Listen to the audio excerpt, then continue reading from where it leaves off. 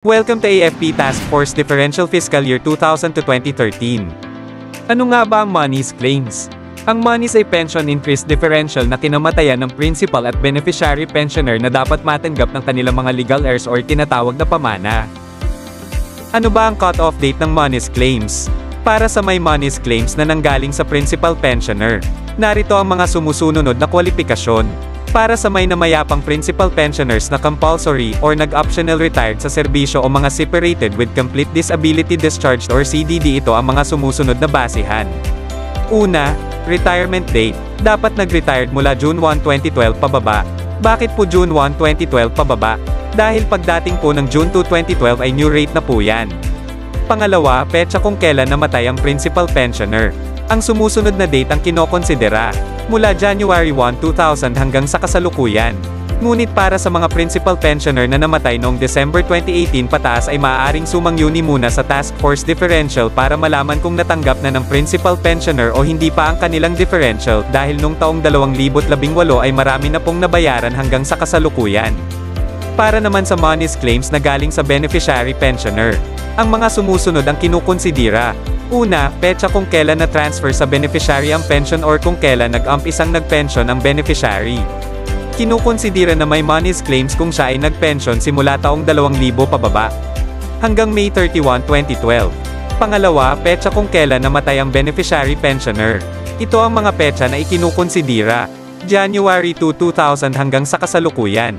Ngunit para sa mga beneficiary pensioner na namatay noong December 2019 pataas ay maaaring sumangyuni din muna sa Task Force Differential para malaman kung natanggap na ng beneficiary pensioner o hindi pa ang kanilang differential, dahil noong taong 2019 ay marami na pong nabayaran na beneficiary pensioner hanggang sa kasalukuyan.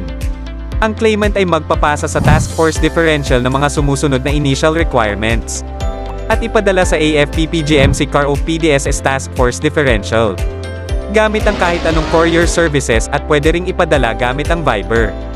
Ang inyong requirements ay ipoproseso ng Pension Differential Support System or PDSS. Sa PDSS may proseso po tayong dinadaanan.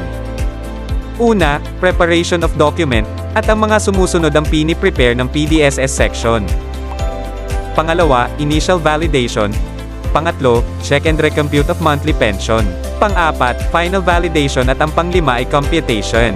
At prepare ang dokumento papuntang Commission on Audit or COA. Sa COA naman ay validate ang computation ng inyong Monies Claims at iba pang dokumento. Pagtapos ng ma-validate ng COA ang computation, ibabalik uli nila sa PDSS. Ang PDSS personnel ay tatawag or iti-text ang claimants para ma-advisean sila na magkuha na ng pangalawang requirements. Saan at paano makukuha ang mga requirements? I-type lamang sa Google Chrome ang afppgmc-milk.ph at hanapin ang Monies. Unang i-download ang Table of Contents para makita kaagad kung ano ang dapat i-download na requirements.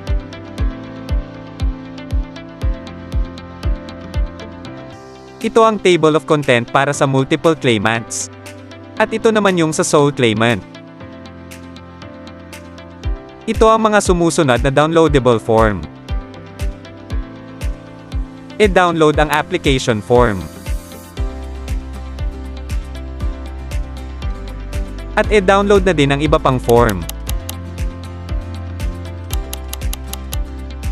Ito ang para sa namayapa ng principal pensioner. At ito naman ang iyong i-download kung namayapa na ang beneficiary pensioner. Balik po tayo sa download nating application form. Gamit ang kulay blue ink ballpen, isulat ang iyong personal na data sa nasabing form. Ang designated administrator ay siya po ang binigyan ng authority ng magulang o kapatid na mag-process ng inyong Monies Claims. Pag buhay pa po ang inyong magulang, siya po ang ilalagay ninyong administrator, dahil siya po ang may active ATM account sa AFP. Ngayon, kung wala na po ang inyong magulang ay kailangan nyong mag-designate kung sino sa inyong magkakapatid ang magiging claims administrator. Ilagay dito ang pangalan ng inyong mga kapatid, ilagay din ang date of birth, contact number, at ilagay ang relasyon sa namayapang pensyonado. At kung kayo naman po ay may kapatid na namayapa na at siya po ay may naging anak, lahat ng anak niya ay may karapatan sa monies. At marapat lamang na ilagay ang kanilang pangalan on behalf of their parents. Huwag kalimutan ang signature ng designated administrator at signature ng mga witnesses. Lagyan ng 2x2 ID picture. Dito ilalagay ang mga pangalan ng iba pang mga beneficiary kung hindi nakasya sa itaas. Ito naman ang Affidavit of Undertaking. Ilagay ang pangalan ng designated administrator at isunod na din ang iba pang beneficiary. Ganon din dito, ilagay silang lahat. Huwag kalimutan ang mga signature ng claimants at ilagay din ang ID number ng bawat claimant. Dito ang designated administrator, at huwag kalimutang ipanotaryo sa abogado. Ito naman ang oath of office. Ilagay ang pangalan ng designated administrator at lagdaan ito. Ganon din dito kailangan ding ipanotaryo. Ito ang waiver of rights.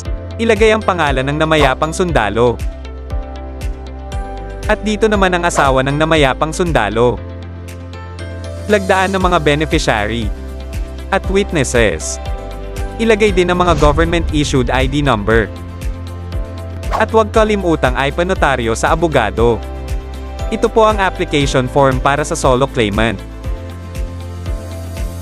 Lagdaan din ng claimant, at gayon din po ang witnesses. Maglagay ng 2x2 ID picture. Ito din po ang iyong Affidavit of Self-Adjudication form. Ilagay ang pangalan ng claimant, pangalan ng namayapang sundalo, at ipanotaryo sa abogado. Na-download na po natin lahat na forms. Punta naman po tayo sa PSA documents. Ito po lahat ang kukunin nating PSA documents. Dalawa po ang kukunin ninyong CRS Form number 5, isa sa asawang lalaki at isa rin po sa asawang babae. Lahat po ng PSA documents ay kukunin lamang through online. Si PSA na rin po ang magpapadideliver niyan sa AFP-PGMC. Wala po kayong kukuning hard copy sa kahit saang PSA outlet para maiwasan po natin ang fake na dokumento.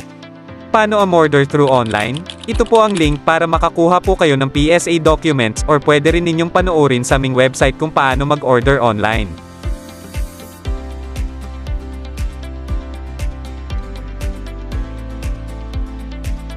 Kung kayo po ay active AFP pensioner, da-download na lamang po sa inyong ATM account ang inyong monies claims. Pero kung kayo po ay hindi AFP pensioner, kayo po ay magpapasa ng ATM account. Ito po ang additional requirements kung ang namatay na pensioner ay dual citizen.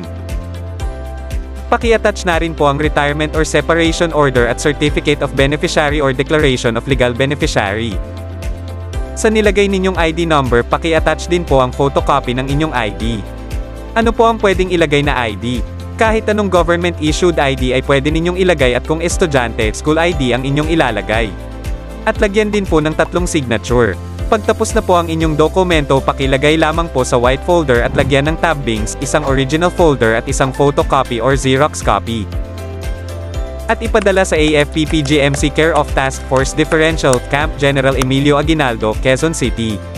At kung kayo po ay malapit lamang sa Camp Aguinaldo, maaari po pakidala na lamang po sa Task Force Differential.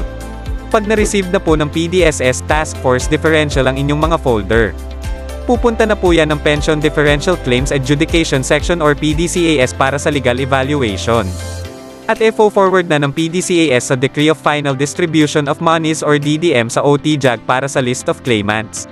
Ibabalik uli sa PDSS para i-prepare ang list ng claimants at para i-submit sa COA. Pag nasa COA na, sila na ang mag-e-endorse sa DBM para sa pondo. Ang DBM ang mag-e-issue ng SARO at NCA para sa monies claims. Babalik uli sa PDSS at cross-matching ng PGMC at prepare na rin ng AFP Finance Center ang payroll. At forward na nila sa bangko ang inyong mga monies claims. Salamat sa panunood.